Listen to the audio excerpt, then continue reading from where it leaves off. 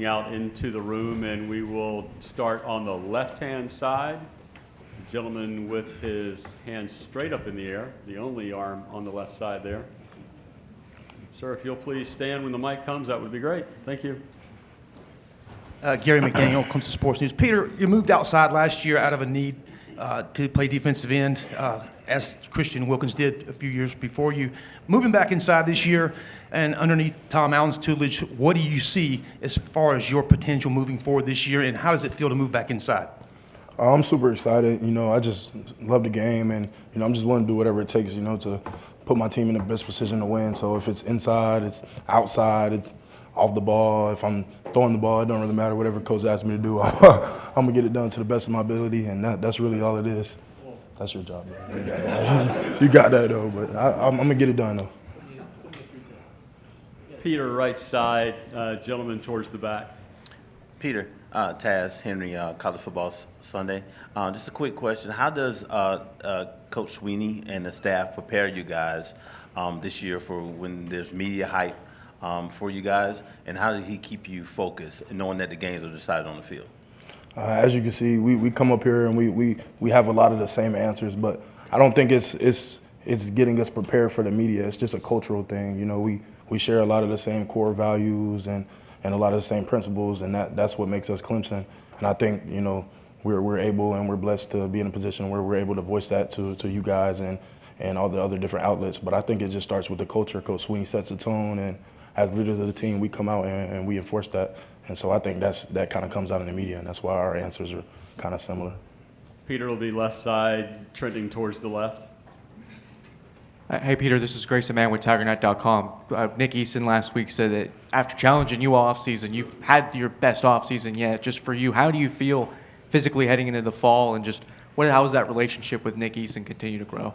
I feel great. I mean, I would say I arguably feel the best that I've ever felt. Coach Eason, at the least, he's been a great coach to me. He's been a kind of a father figure in the facility for me, as just, helping me develop holistically and as a man, and just kind of teaching me the game. He's done it on every level and every way imaginable that you can think of. On the college level, coached on the college level, played in the NFL, coached on the NFL level. So it's just being grateful to be able to learn from a guy like Coach Eason is just always something that, I've held to a very high regard since I've been in high school. So. Peter, right side, be about the fourth row. Hey, Peter, Davon Nixon, Fox Sports Radio, Charlotte. With you guys opening against LSU and the SEC bragging about being more physical than other conferences and the game starting in the trenches, what's the mental preparation going into the game and even during, when you're going against an opponent that really tries to out-physical you and even out-psych you? Much like Kay said, just put your head down and do the work. I mean, it's football. I don't think it's an opponent that we're going against that's not going to try to out-physical us.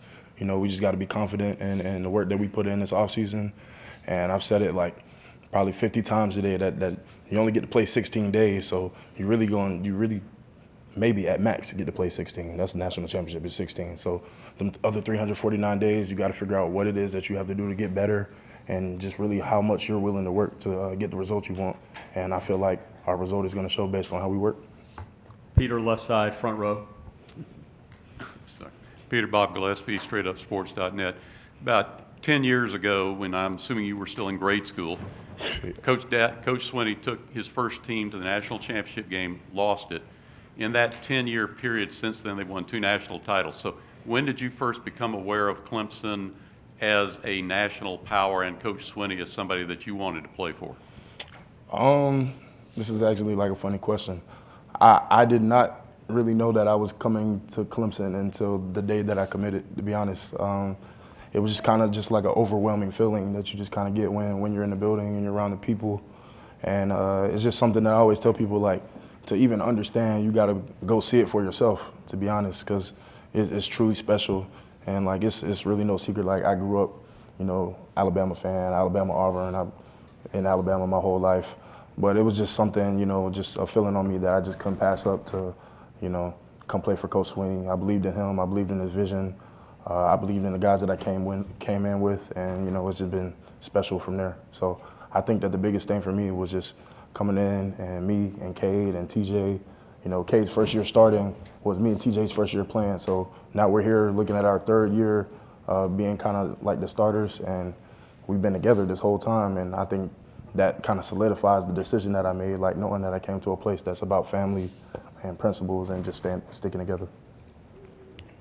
Clemson, thank you. Good luck this season. Enjoy your time in Charlotte. Folks, Duke is due up next in the room at 1 o'clock.